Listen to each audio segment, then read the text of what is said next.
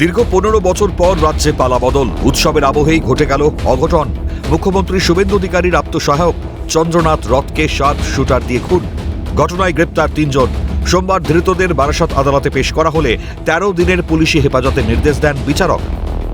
জানা যাচ্ছে, sharp shooter Mayank রাজ মিশ্রা এবং ভিকি মৌর্যকে বিহারের বক্সার থেকে এবং রাজ সিংকে উত্তরপ্রদেশের বল্লিয়া থেকে পাকড়াও করে পুলিশ।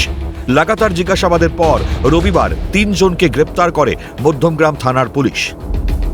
আমরা পিসি প্রেয়ার ছিল আমাদের 14 ডেজের। লার্নেড কোর্ট 25th অবধি আমাদের পিসি প্রেয়ারটা অ্যালাউ করেছে। আমরা সেকশন অ্যাডিংয়ের প্রেয়ার করেছিলাম প্রমাণ লোপাটের, সেটা লার্নেড কোর্ট অ্যালাউ করেছে। এবারে 25th ডেট আছে, দেখা যাক কি হয়। উল্লেখ্য, 6 মে উত্তর 24 পরগনার মধ্যমগ্রামের দোহারিয়া এলাকায় আততায়ীদের গুলিতে নিহত হন চন্দ্রনাথ রথ। হত্যা মামলায় গঠিত হয় সিট। তদন্ত নেমে খুনে ব্যবহৃত 2টি বাইক উদ্ধার করে পুলিশ।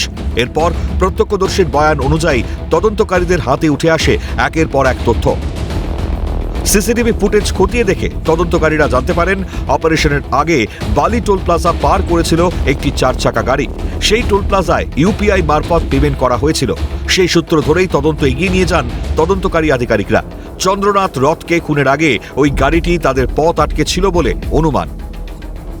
যে ব্যক্তি বক্সারের বাসিন্দা তিনি মূল শার্প শুটার বলে এখনো পর্যন্ত সিআইডি সূত্রে খবর। যে বিষয়টা জানার চেষ্টা করবেন তারা, তা হলো মূল ষড়যন্ত্রকারীকে, অর্থাৎ এই গোটা অপারেশনের মূল চক্রীকে। যেহেতু এই 3 জনই শার্প শুটার, ফলে সেক্ষেত্রে এদেরকে মোটা অঙ্কের টাকার বিনিময়ে সুপারি দেওয়া হয়েছিল বলেই এখনো পর্যন্ত প্রাথমিক তদন্তে অনুমান করছেন তারা। এবার সেক্ষেত্রে দাঁড়িয়ে কেন সুপারি দেওয়া হলো, কত টাকার বিনিময়ে সুপারি দেওয়া হয়েছিল এবং কারা মূল অপারেশনকারী অর্থাৎ মূল চক্রী কারা, এই বিষয়গুলি জানবার প্রয়োজনীয়তা রয়েছে। মূলত গোটা বিষয়টাই কিন্তু করা হয়েছে টেকনিক্যাল এভিডেন্স এবং তার সঙ্গে সঙ্গে সিসিটিভি ক্যামেরার মারফত। বেশ কিছু জায়গায় সিসিটিভি ক্যামেরা খারাপ ছিল, অর্থাৎ যে জায়গায় খুনের ঘটনা ঘটেছে সেখানে একাধিক সিসিটিভি ক্যামেরা থাকলেও তার মধ্যে অধিকাংশ সিসিটিভি বিকল ছিল।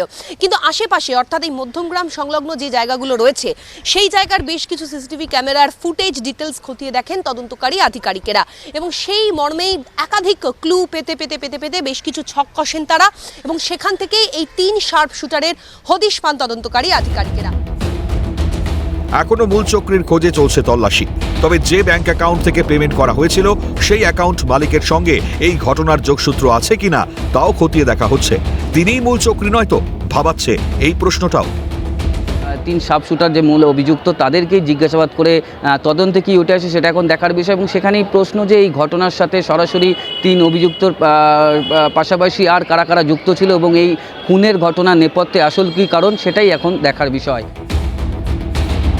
ক্যামেরায় সুপ্রিয় মল্লিকের সঙ্গে অভিরূপা সাহা ও অপু শীলের রিপোর্ট, ক্যালকাটা নিউজ।